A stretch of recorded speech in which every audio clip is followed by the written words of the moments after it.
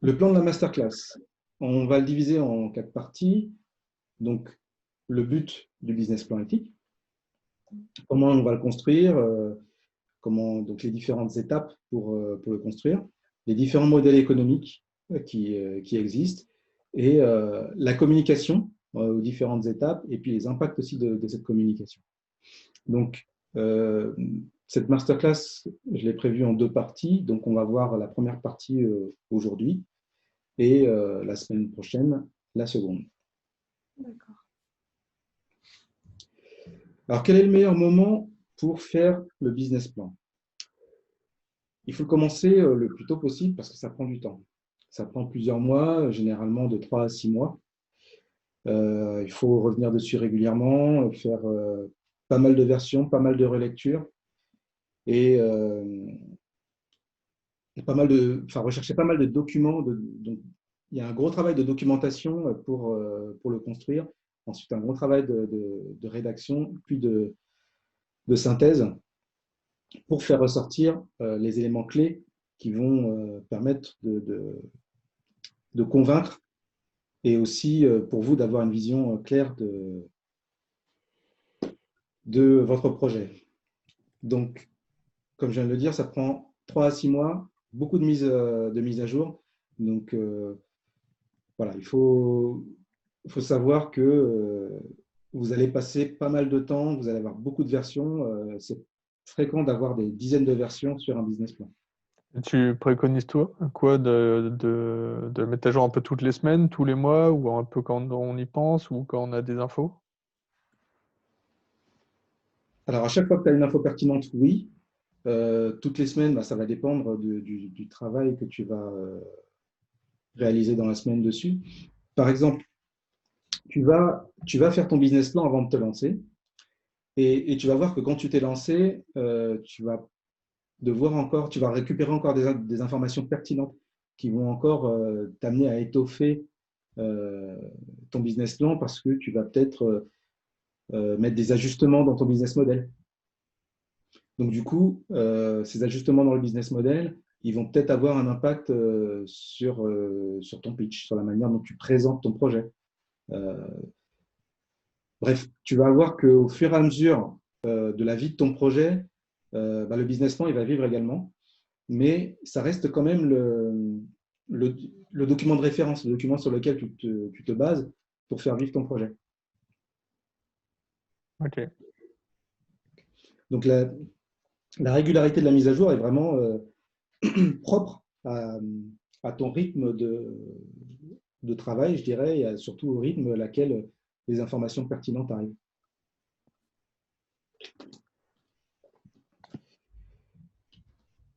Euh, pour cette rédaction, il y a un gros travail de collecte de données à réaliser. Et il y a un gros travail à réaliser au départ, avant de commencer, je dirais, la rédaction, puisqu'il faut récolter un certain nombre de données. On va voir un peu plus tard les différentes études qu'on va réaliser. Mais on récupère des données au départ et également au fil de l'eau. Et là-dessus, il n'y a pas de secret. En fait, il faut aller au contact des gens. La récolte de données automatisée, ça ne fonctionne pas très bien. Quand on fait des enquêtes purement automatiques, le taux de réponse est très faible. Et déjà, même quand on le fait, je dirais manuellement, quand on va à la rencontre des gens, c'est pas forcément évident d'avoir des retours. Donc, ça peut prendre vraiment beaucoup de temps, mais c'est important d'avoir un vrai panel d'utilisateurs ou de bénéficiaires pour avoir une idée précise du besoin. Parce que vous allez vous rendre compte que la première idée, ce qui va vous motiver à la base, n'est pas forcément ce qui est le plus important à première vue pour les bénéficiaires et clients. Et donc, ce n'est pas forcément ça qu'il faudra mettre en avant. Aussi, il faudra faire attention à ce que les retours ne soient pas biaisés. Quand vous allez faire votre enquête, vous pouvez être amené à, par exemple, proposer un cadeau pour inciter les gens à répondre. Ce cadeau, ça peut être un e-book ou un entretien. Voilà, c'est à vous de définir après ce que vous pouvez proposer. Mais il faut vous assurer que ça ne va pas fausser la réponse, que la personne ne va pas répondre juste pour avoir le cadeau et vous donner des réponses qui soient hors de propos. Et un bon exemple de collecte de données, c'est les réunions de consommateurs. Je ne sais pas si ça vous parle. Allô? Oui, on est là. Est-ce que, Il y a une dizaine de personnes qui viennent juger un produit dans une pièce, non? C'est pas ça? exactement. Exactement. Ça, c'est un très bon exemple de récolte de données pour faire un business plan. Et souvent, ça va être lié à un projet donné, ça va être lié au lancement d'un produit ou d'une solution. Mais on est exactement dans ce contexte. C'est-à-dire qu'on a déjà identifié une cible, on va aller viser un échantillon de cette cible et récupérer les mots, le ressenti de la cible par rapport au produit ou service qu'on veut proposer, les suggestions qu'ils vont avoir.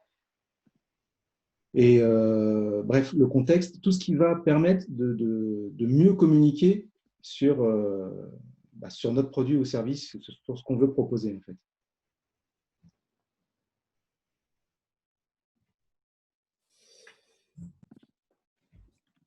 Alors, on va classer les raisons de faire un business plan en deux catégories. Il va y avoir les catégories externes et les catégories internes. En fait, donc, il s'agit de vraiment définir comment on veut intégrer le projet qu'on va réaliser dans le contexte. On va se donner un maximum de chances de succès en faisant justement cette analyse, en identifiant les risques, en identifiant les délais, les investissements qui sont nécessaires et les types de structures, s'il s'agit de créer une structure pour réaliser le projet. Donc, on va identifier ce type de structure qui peut être soit purement commerciale, soit associative, soit hybride. Et voilà, donc on va vraiment, avant de passer à l'action, se poser un certain nombre de questions. Et ces questions, elles ont pour but de répondre à des demandes qui vont être soit externes, soit internes. Les demandes externes, ça va être par exemple passer un concours. Pour passer un concours, on va vous demander donc de présenter votre projet de façon pertinente. L'intérêt de passer un concours, ça va être par exemple d'avoir des subventions. Pour les autres formes de financement, on va aussi présenter le business plan, par exemple, à une banque, si on fait appel à une banque pour avoir des fonds pour financer son projet. D'un point de vue interne, le business plan, il va vous permettre de suivre un processus clair qui va vous permettre en fait de vous poser les bonnes questions dans un certain ordre et donc d'avoir une certaine structure dans votre démarche et ce qui va vous aider à éviter d'oublier certains points. Et ça va vous permettre d'être aussi cohérent entre l'idée de départ et la destination, ce que vous allez faire au final, parce que votre idée va évoluer dans le temps au fur et à mesure que vous allez récupérer des informations, que vous allez structurer votre document, vous allez vous rendre compte que le business model va évoluer, que vous allez avoir des risques, des contraintes qui vont apparaître, qu'il faudra adresser, et donc qui vont aussi faire évoluer l'analyse financière. Bref, entre ce que vous avez prévu au départ et l'arrivée, c'est ce document qui va vous permettre d'être cohérent pour dire à la fin, OK, l'idée de départ, c'était ça, on va le faire avec peut-être des ajustements qui sont dus à telle et telle raison qui sont liées au contexte dans lequel on va évoluer. Aussi, si vous travaillez en équipe, ça va vous permettre aussi de mettre en place une certaine cohésion. Vous allez définir dans le document, vous avez déjà vous allez vous répartir les tâches, et puis vous allez pouvoir aussi définir les différents, les différents aspects du marché,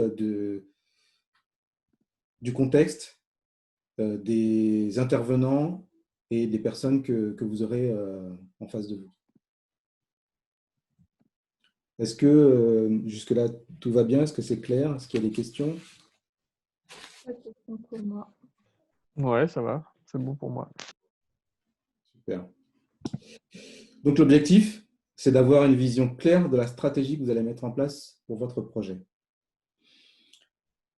Donc, voilà, comme je l'ai exposé, au fur et à mesure que vous allez rédiger, vous allez vous rendre compte que ça va évoluer. Votre vision de votre objectif de départ va évoluer. Donc, vous allez faire évoluer votre charte, donc votre raison d'être, la raison d'être de votre structure, pour l'adapter au contexte au fur et à mesure que vous allez en découvrir les différents tenants et aboutissants. Alors, quelles sont les principales difficultés qu'on va rencontrer lorsqu'on va rédiger un business plan? Donc, je parle de business plan de la même façon que je vais parler de business plan éthique. Encore une fois, la partie éthique, c'est les contraintes complémentaires que vous allez vous rajouter, mais la trame et le mode de fonctionnement restent identiques. Donc, les principales difficultés, ça va être le recueil des données. Donc, il faut avoir un échantillon suffisamment représentatif pour pouvoir prendre des hypothèses. Et là où vous n'aurez pas toutes les données, il faudra prendre des hypothèses et au fur et à mesure que vous allez avancer dans le projet, dans la réalisation, soit sur un pilote, soit dans la production, il faudra mettre à jour les données. Donc, ce qui était de l'ordre de l'hypothèse va passer de l'ordre du concret. Et donc, il faudra mettre à jour ces informations pour toujours avoir un document sur lequel vous pourrez vraiment vous reposer pour la suite. Une fois qu'on a recueilli les informations, il faut aussi les structurer. Donc, il faut savoir comment structurer ces informations pour qu'elles soient pertinentes et synthétiques. Par exemple, si vous adressez un organisme financier, il faudra faire ressortir 3 chiffres clés qui vont convaincre que votre projet va faire du sens pour lui, qu'il a intérêt à investir dans votre projet.